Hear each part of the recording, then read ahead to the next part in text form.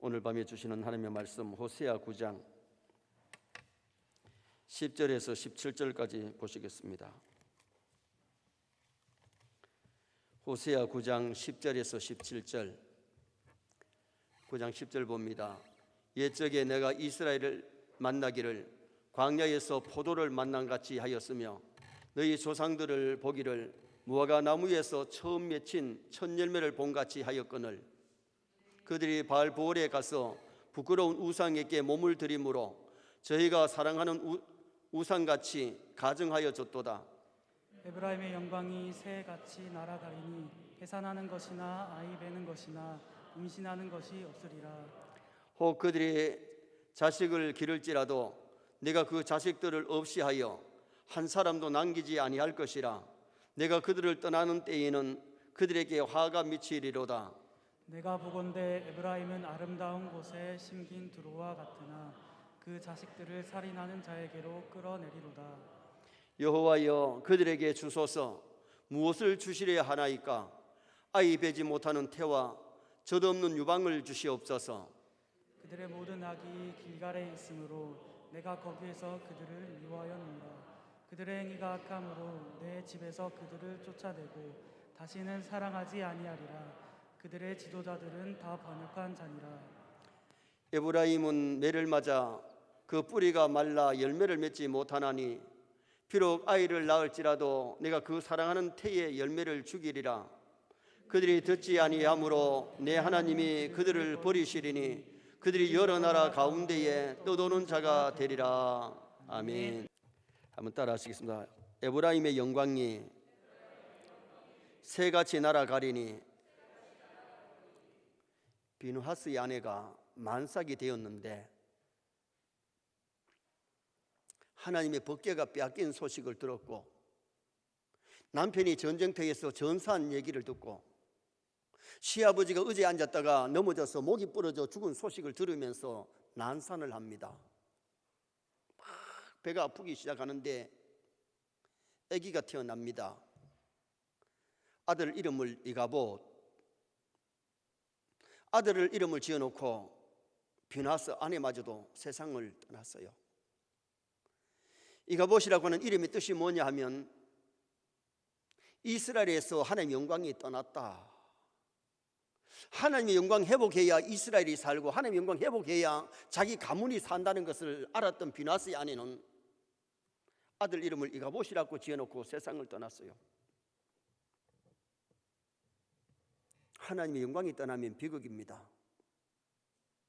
서연의 성도들 가정의 심령에 임마누엘 하나님 늘 함께 하시기를 축원합니다. 하나님이 함께함이 복입니다. 하나님이 떠나시면 아주 비참해지는 겁니다. 멕시코 투사의 얘기를 다룬 헬과 사라고 하는 영화가 있습니다. 이 영화는 하나님을 떠난 인간이 얼마나 비참한가를 보여주는데 이 영화의 주인공 투사는 시골 출신입니다. 믿음이 좋은 어머니와 아내를 만나서 투사의 일을 하면서 직장에 출근할 때에 교회 와서 기도하고 출근하고 퇴근할 때에 교회 와서 기도하고 퇴근할 만큼 아주 신앙이 좋았습니다. 그런데 날로 명성이 올라가고 돈이 쌓이게 되자 점점 교회하고 멀어지기 시작했고 심지어 자신을 위해 기도하는 내조자를 해온 아내를 촌스럽다 해가지고 미도의 도시 처녀와 재혼을 합니다. 그러던 어느 날 관중들이 열광을 하는데 투사는 박수갈채를 받으면서 관장에 서서나 미칠 듯이 달려드는 소의 뿔에 박혀가지고 허망하게 쓰러집니다. 입에서 피를 토하면서 세상을 떠나게 됩니다. 신앙이 환경이 좋아질수록 더 잘 믿으면 참 좋겠는데 인간들은 환경이 좋아지면 하나님하고 멀어지기가 쉬워요. 그래서 아굴은 나로 너무 부하기도 마옵시고 가난하기도 마옵소서. 너무 부자 되어서 하나님 모른다 할까 두렵고 너무 가난해서 도둑질할까 두렵습니다. 그렇게 아굴은 기도했잖아요. 참 아굴의 기도가 어떻게 보면 수준 있는 기도예요. 서인의 성도들은 가난하거나 부유해지거나 어떤 환경 속에서도 하나님을 멀리하지 말고 가까이 할 수 있기를 주님의 이름으로 축원합니다. 단테는 신곡에서 인간의 죄 중에 배신의 죄를 아주 무섭게 다뤘어요. 단테의 신곡의 지옥편에 보면 죄가 클수록 지옥 밑창에 있는데 지옥의 제일 밑층 9층에 누가 있느냐? 배신자 세 사람을 거기 걸어놨는데 예수님을 배신한 가룟 유다가 지옥 밑창에 있습니다. 그리고 또 나머지 둘은 시저를 배신한 친구 브루투스와 카시우스를 거기 지옥 밑바닥에 제일 밑층 거기다가 그려놨어요. 서인의 성도들은 어떤 환경 속에서도 하나님을 배신하지 마시기 바랍니다. 예수님을 배신하지 마시기 바랍니다. 그리고 사람도 배신하는 것은 좋은 것 아니에요. 저는 철학 중에 하나가 같이 사귀던 사람들 배신하지 않는 한 내가 배신하지 아니하리라, 그 철학을 갖고 노력하고 있습니다. 더구나 하나님의 사랑을 받은 우리의 메시아이신 예수님을 배신하면 비극이지요. 가룟 유다의 비극은 메시아 예수님을 배신한 것이 비극이었습니다. 오늘 여기 본문에 에브라임의 영광이 새같이 날아간다 그랬는데, 첫째로 에브라임의 영광이 새같이 날아간다는 이 의미가 뭔가?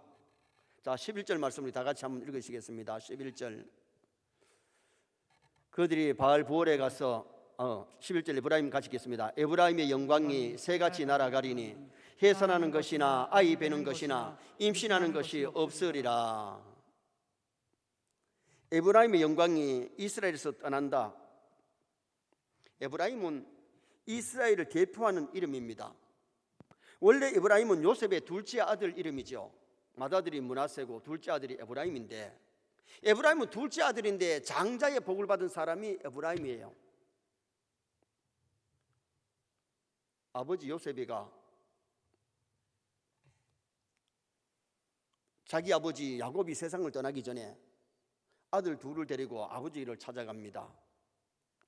찾아가서 축복 기도를 받기 위해서 아버지 오른팔 쪽에 맏아들 므낫세를, 좌수 쪽에 에브라임을 세워놓고 아버지 우리 둘 아들인데 아버지 마음껏 축복해 주세요.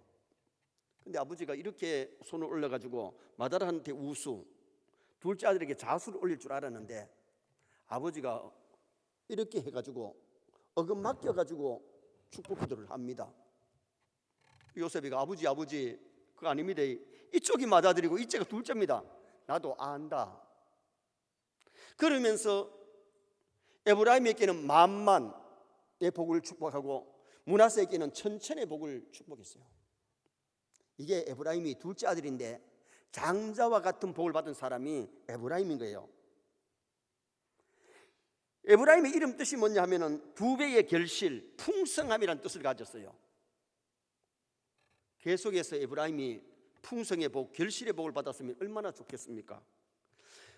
하나님께서 많은 나라 중에 이스라엘을 택하시고 이스라엘을 사랑해 주셨는데, 지금에 와서 이 호세아 시대 이스라엘 백성들이 하나님을 떠나 살고 우상을 섬기고 범죄하기 때문에 하나님의 영광이 새같이 날아간다는 것을 말씀하고 있죠.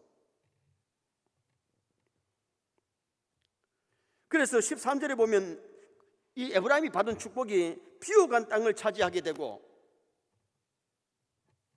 차자로 태어났지만 장자의 복을 받는 축복. 그런데 에브라임의 영광이 새같이 날아간다는 의미가 뭐냐 하면, 에브라임으로 대표되는 이스라엘이 지금 누리고 있는 영광이 빼앗긴다는 것을 여기서 말씀하고 있는 거예요. 여러분, 새같이 날아간다는 말은요, 새들이 모여 앉아가지고 막 제절거리며 있다가 포수가 총을 한번 팍 쏴든지 뭐가 시끄러운 소리가 나면 새들이 다 날아가 버리는데 한 마리도 남지 않고 날아가 버리는 그 상태를 에브라임에서 영광이 새같이 날아간다, 그렇게 오늘 본문에 표현을 한 겁니다. 지금까지 누리던 번영이 하루아침에 폐해로 변해버린 겁니다. 하나님 영광이 떠나면 아주 비참해지는데 엘리 가정이 하나님의 영광 떠나니까 줄초상이 나고 그 가정이 패망을 해버려요. 아간의 가정이 그랬고 엘리 가정이 그랬습니다. 아름다운 하단을 망쳐버리는 방법이 꽃밭에 불을 찔러버리든지, 아니면 들어가서 하단을 막 밟아버리든지, 아니면 낫으로 베어버리든지, 그러면 하단이 엉망이 될 겁니다. 그런데 그렇지 않아도 가만히 버려두면 꽃밭은 잡초가 나고, 물을 지대 주지 아니하면 말라서 하단은 엉망이 되고 마는 겁니다. 하나님이 버려두심이 불행입니다. 하나님 은혜를 주셔야 될 줄 믿습니다. 하나님이 사랑하는 자에게는 때를 따라 은혜를 주시고 좋은 것으로 덧입혀 주시지만은 버려둠이 이게 비극이에요. 이스라엘 백성들이 하나님을 떠나 우상 섬기고 죄악을 범할 때 하나님이 버려두심이 그들에게는 불행이라는 겁니다. 호세아 선자를 세워가지고 아무리 말씀을 외쳐도 그들은 하나님의 선자의 말이 귀에 들어오질 않는 거예요. 그러니 회개가 안 되지요. 그러다가 결국은 포로되어가는 비극을 그들이 맞고야 말았던 겁니다. 하나님께 버림당함이 불쌍한 사람이고, 여러분 하나님을 가까이 함이 복인 줄 믿습니다. 내 주를 가까이 하게 함이 십자가짐 같은 고생일지라도 우리는 하나님을 가까이 하려고 노력해야 돼요. 노력하지 않으면 나도 모르게 세상과 가까워지고, 나도 모르게 마귀와 가까워지고, 나도 모르게 세상 사람하고 가까워지지 하나님하고 가까워지지 않아요. 말씀을 듣고 회개하고 기도하고 노력해야 하나님을 가까이 할 줄 믿습니다. 에브라임의 영광이 새같이 날아간다는 것은 하나님께서 그들을 사랑하고 그들에게 복을 주셔서 축복을 했지만은 그들이 하나님을 떠나 살고 범죄할 때에 그냥 버려두시니까 그들의 영광이 다 새같이 날아가 버리는 그런 비극을 오늘 이 본문에서 말씀하고 있는 겁니다. 두 번째로 에브라임의 영광이 새같이 날아간 원인이 뭐냐? 새같이 날아간 원인, 자 10절 말씀 또 한번 읽어보시겠습니다. 10절 말씀 봅니다. 옛적에 내가 이스라엘을 만나기를 광야에서 포도를 만난 같이 하였으며 너희 조상들을 보기를 무화과 나무에서 처음 맺힌 첫 열매를 본 같이 하였거늘 그들이 바알 보울에 가서 부끄러운 우상에게 몸을 들이므로 저희가 사랑하는 우상같이 가증하여 졌도다. 아멘. 하나님은 이스라엘을 만나가지고 얼마나 기쁘고 좋던지 포인이 광야에서 포도를 만난 같이, 여러분 광야에서 포도를 만나면 얼마나 반갑겠어요. 무화과 나무에서 첫 열매를 본 것 같이 기뻤다 그랬습니다. 무화과는 양용으로도 쓰이고 식용으로도 쓰이는데 5월 6월경에 나는 이른 열매 있고 8월에서 9월에 열리는 늦은 열매가 있는데, 이른 열매는 늦은 열매보다가 달고 연하고 고급품입니다. 하나님께서 이스라엘을 기쁨으로 삼으시고 귀하게 여겨 주셨는데 이스라엘이 하나님을 떠난 거죠. 그래서 그리고 만나기를 그랬는데 열심히 찾다가 발견된 만남을 말씀합니다. 하나님이 이스라엘을 가까이 하려고 만나려고 얼마나 노력했다는 것을 포인하고 있어요. 스바냐 3장 17절에 보면 너희 하나님 여호와가 너희 가운데 계시니 그는 구원을 베푸실 전능자시라. 그가 너로 말미암아 기쁨을 이기지 못하시며 너를 잔잔히 사랑하시며 너로 말미암아 즐거이 부르시며 기뻐하시리라. 여러분 하나님 우리 사랑하는 성도를 볼 때에 얼마나 사랑스럽게 기쁘게 우리를 바라보시고 우리를 사랑하시고 즐거이 부르시며 기뻐하시는 하나님이세요. 부모가 자녀를 키울 때에, 손자 손녀를 키울 때에 여러분 손자들이 전화가 와도 기쁘고 아이들이 재롱을 떨면 얼마나 기쁩니까? 우리 교회 어린이집 할 때에 보통 부모들이 엄마 아빠가 오지만은 할아버지 할머니들이 오잖아요. 재롱잔치 할 때에 그 할아버지 할머니들이 다른 아이 할 때보다가 자기 손자 손녀 하는 때는 막 눈이 곱힙니다. 막 반들반들합니다. 그만큼 관심 있고 사랑하기 때문에 그런 겁니다. 하나님께서 이스라엘을 향하실 때에 보기만 해도 반갑고 기쁘고 즐거웠다. 오늘 우리들이 하나님의 마음을 좀 읽으시면 좋겠습니다. 주의 성도들이 참되게 예배하고 하나님의 말씀에 순종하고 믿음으로 살 때에 하나님은 참 기쁘게 받으시는 겁니다. 그런데 하나님의 백성들이, 택함받은 백성들이 범죄할 때에 주시고자 하는 것마저도 하나님 빼앗으시는 경우가 오늘 이 본문의 호세아의 말씀입니다. 왜 하나님이 이스라엘을 이렇게 사랑하시고 기뻐하시느냐? 나라가 큰 것도 아니고 그들이 뛰어난 것도 없는데 하나님이 택하시고 하나님이 자기 백성을 삼았기 때문입니다. 자기 백성 택하여 자기 백성 삼으신 것. 자기 손자가 좀 못나도, 공부를 좀 못해도 자기 손자이기 때문에 사랑하는 겁니다.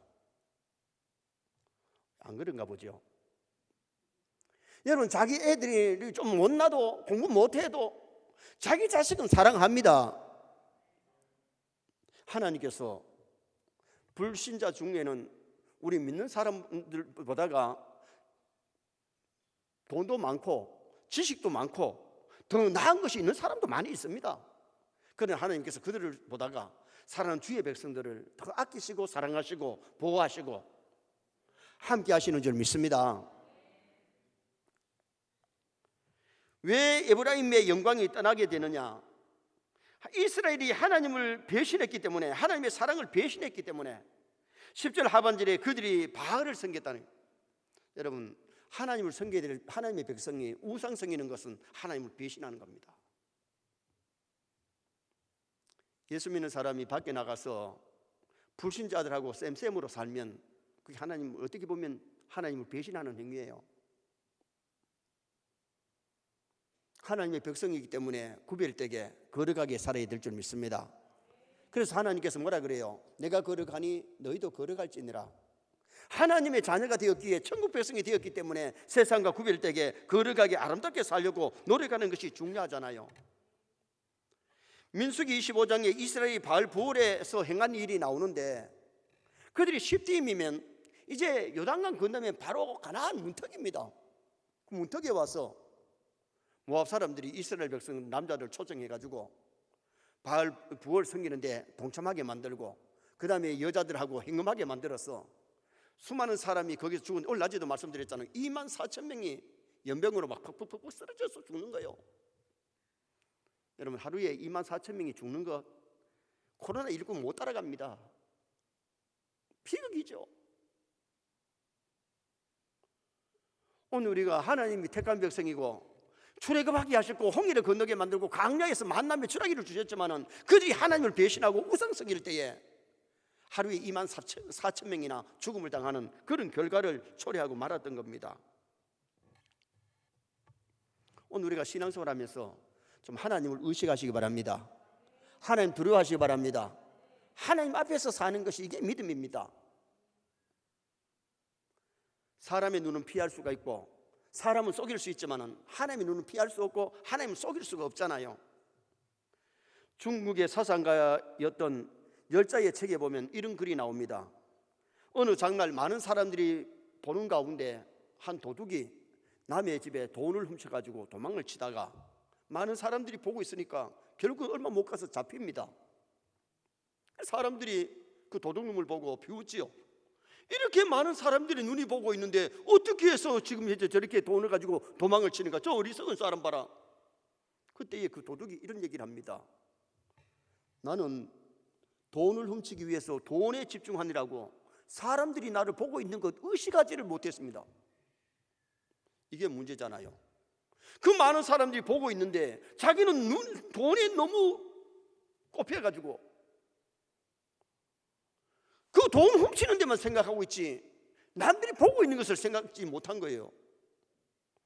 오늘 많은 사람들이 하나님은 주무시지도 않고 졸지도 않으시고 보고 계시는데도 하나님을 의식하지 않고 생활하는 것이, 이것이 바로 어리석은 생활이죠.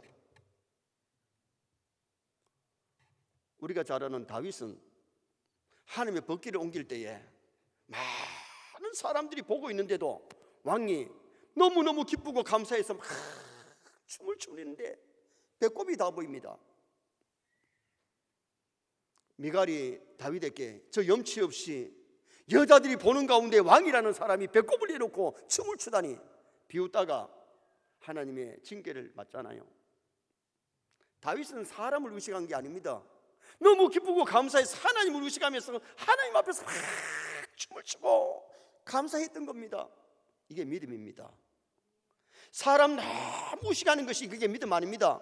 하나님을 의식하시기 바랍니다. 하나님 눈동자 앞에 살아가시기 바랍니다. 그렇게 살면 내 삶이 달라지는 거예요. 우리는 교회 안에서나 밖에서나 늘 하나님이 우리를 보고 계시고 우리가 하나님이 동행하시기 때문에 다윗은 하나님을 의식하니까 내가 사망의 음침한 골짜기로 다닐지라도 해를 두려워하지 않을 것은 주께서 나와 함께 하심이라. 사망의 음침한 골짜기가 뭐예요? 전쟁터에는 화살이 날아오고 막 창들이 가까이 있는데 사망의 음침한 골짜기를 다닐지라도 해를 두려워하지 않을 것은 주께서 나와 함께 하심이라. 코로나가 막 번식이 될지라도 사망의 음침한 골짜기 같을지라도 하나님이 함께 하시면 보호해 주실 줄 믿습니다.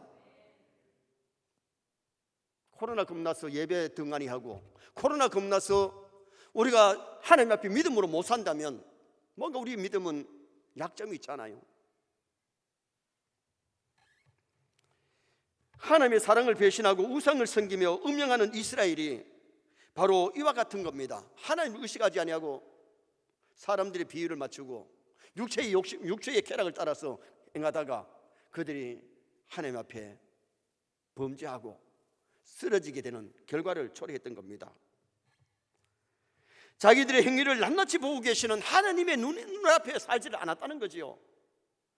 우리는 한 주간뿐만 아니라 하나님 앞에 갈 때까지 하나님을 의식하며 삽시다. 하나님 눈동자 앞에서 사십시다.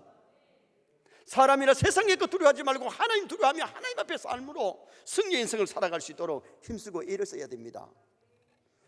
마지막 세 번째는 에브라임의 영광이 날아간 결과가 어떠했느냐. 하나님의 영광이 떠나갔을 때의 결과가 어떻게 했느냐. 자, 11절 12절 말씀 함께 읽겠습니다. 11절과 12절.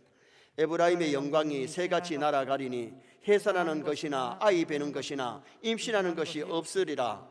12절. 혹 그들이 자식을 기를지라도 내가 그 자식을 없이 하여 한 사람도 남기지 아니할 것이라. 내가 그들을 떠나는 때에는 그들에게 화가 미치리로다. 아멘.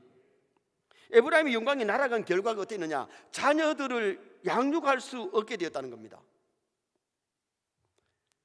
해산하는 것, 아이 베는 것, 임신하는 것이 없으리라. 하나님께서 그들을 떠나시니까 임신해야 아이를 배워야 해산하는데 임신이 안 돼버렸습니다. 그런데 아이들이 태어났는데도 그 아이가 죽어버리니까 자식이 없는 겁니다.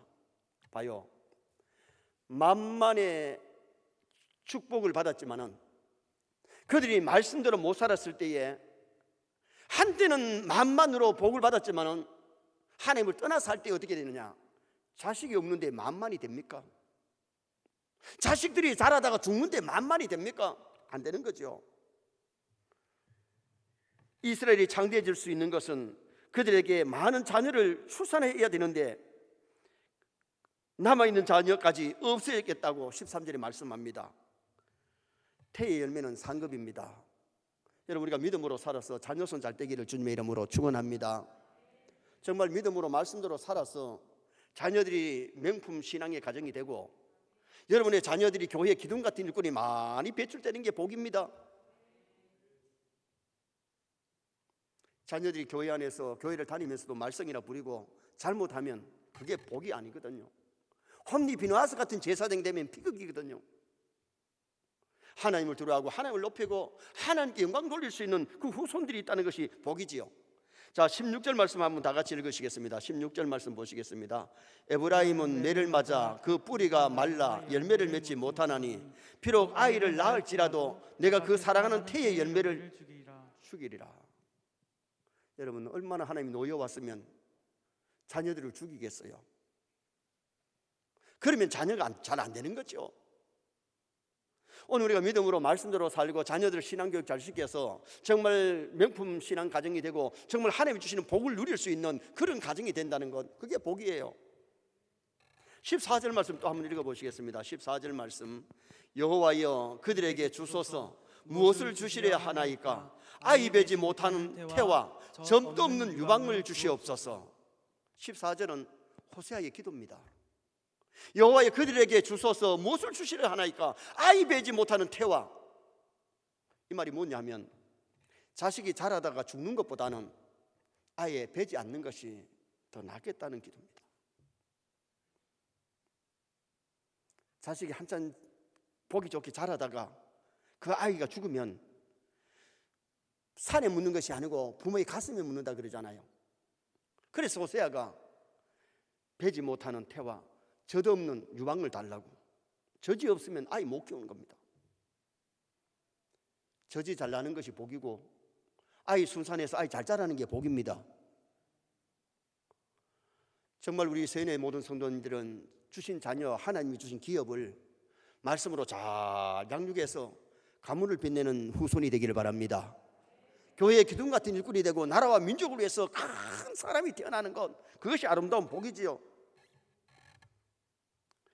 두 번째로 이브라임의 영광이 날아간 결과가 뭐였느냐? 하나님의 사랑을 받지 못하는 것이 결과입니다. 하나님이 그들을 사랑하고 아끼고 했는데 사랑받지 못하는 것이 이게 비극이에요. 자, 15절 말씀 한번 보시겠습니다. 15절 말씀. 그들의 모든 악이 길갈이 있으므로 내가 거기에서 그들을 미워하였노라. 그들의 행위가 악함으로 내 집에서 그들을 쫓아내고 다시는 사랑하지 아니하리라. 그들의 지도자들은 다 반역한 자니라. 참 무서운 말씀입니다. 내가 거기서 그들을 미워하였노라. 하나님이 에브라임을, 이스라엘을 사랑하려고 그렇게 힘쓰셨는데 이스라엘 백성들이 우상석이고 하나님을 떠날 때에 하나님이 이제는 그들을 미워한다 그랬습니다. 하나님께 사랑받는 것이 복이고 미움받는 것이 불행입니다. 아브라함이 하나님을 많이 사랑하니까 하나님이 아브라함을 많이 사랑하였고, 다윗이 하나님을 많이 사랑하니까 하나님이 다윗을 많이 사랑했습니다. 세뇌 모든 성도가 하나님을 많이 사랑하시기 바랍니다. 억수로 사랑하시기 바랍니다. 정말 허벌나게 사랑해야 됩니다. 하나님을 사랑함이 복이에요. 나를 사랑하는 자들이 나의 사랑을 입으며 나를 간절히 찾는 자가 나를 만날 것이라고 잠언서에 말씀하고 있습니다. 하나님 사랑 많이 하면 사랑 많이 받고, 적게 사랑하면 우리도 적게 사랑받을 수밖에 없는 겁니다. 하나님 떠나시면 이가봇 되고 하나님이 함께 하시면 요셉 됩니다. 참 요셉에게서 중요한 것이 뭡니까? 하나님이 그와 함께 하셨더라. 하나님이 그와 함께 하셨더라. 아버지 집에 있을 때도 함께 했고, 보디발의 집에 있을 때도 함께 했고, 감방에 가서 누명 덮어서 가도 하나님이 함께 했고, 국무총리 됐을 때도 함께 했기 때문에 그의 삶이 형통했던 겁니다. 하나님이 함께 하시면 반드시 형통합니다. 하나님이 사랑하시고 하나님이 함께 하시면 형통하지만은 하나님이 영광 떠나니까 이가봇이 되고 1, 2 가문이 되고 말았던 겁니다. 이스라엘이 하나님 잘 경외하면 하나님이 함께 하실 텐데 우상 섬기니까 하나님의 미움을 받을 수밖에 없었던 거죠. 또 하나 이브라임의 영광이 떠난 결과가 어떻게 했느냐? 고향에서 쫓겨나 유리하게 된다. 고향에서 쫓겨나서 유리하게 된다. 자, 17절 말씀 또 보시겠습니다. 17절. 그들이 듣지 아니하므로 내 하나님이 그들을 버리시리니 그들이 여러 나라 가운데에 떠도는 자가 되리라. 그들이 여러 나라에 떠도는 자가 된다. 남의 나라에 가서도 한 군데 정착해 있는 게 아니고, 떠도는 것은 왜 떠납니까? 여기서 일하는데 수입이 없고 안 되니까 떠나오고 떠도는 거죠. 여러분, 오늘 우리가 이 울산 땅에 살면서도 하나님 주신 복을 받아서 누리면서 사시기를 바랍니다. 떠도는 삶이 좋은 게 아니에요. 이스라엘 백성들이 하나님을 떠났을 때에 그들이 남의 나라에 가가지고 떠도는 삶을 살았다는 겁니다. 여기저기 떠도는 유리하는 그런 백성이 되었다는 거죠. 떠도는 나그네 신세는 안식이 없습니다. 평안이 없습니다. 그러나 하나님이 함께 하시면 어디를 가든지 마음이 평안하고 삶이 행복합니다. 승리할 수 있는 거죠. 울산에 사시는 한 집사님이 시장에서 동태 장사를 했는데, 이 집사님이 참 하나님을 사랑하고 어떻게 하면 교회를 한번 건축해 볼까, 그런 교회를 사랑하는 마음을 가졌어요. 어느 날 할머니 한 분이 오시더니만은 내가 모은 동전인데 이 동전을 받고 동태 한 상자를 좀 달라 그럽니다.